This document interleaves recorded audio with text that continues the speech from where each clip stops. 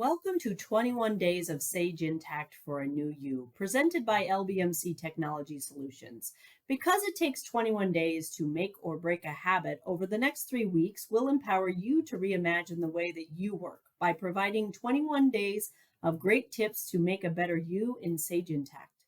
Let's get started. The new you in Sage Intacct starts today. Day 5, setting triggers to close a job, automating the process of closing a job with a predefined trigger.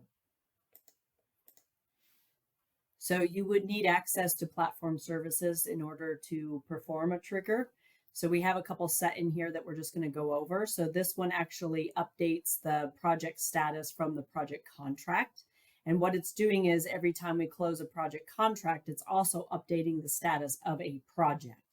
So we're just going to go into this project contract trigger and see what makes up this trigger and how it's being triggered to update a project status. So the general properties are saying after an update, I want you to perform an action. So the trigger name is called update project status, and it's going to be triggered to change a field status. So whenever a project contract is updated to be inactive, meaning that it's complete and finished, I want you to go to the project record and change that status update. So that's what it's telling it to do here, to say, use this document template to update a project status.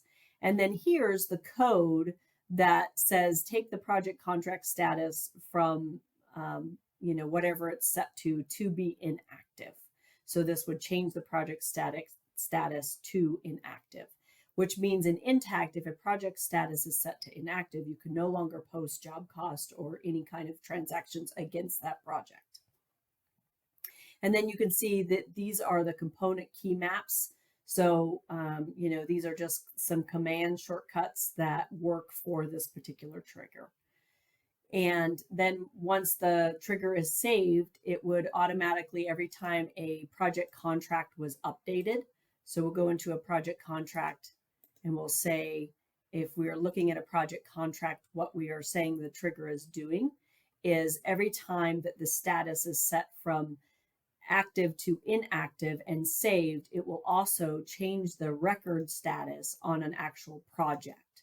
So it'll also change this project status right here from active to inactive as well. So it speeds up your closing a project process. Thank you for joining us today on our presentation of 21 Days to a New You in Sage Intacct. If you want to talk to an expert, here's our contact information. We look forward to hearing from you.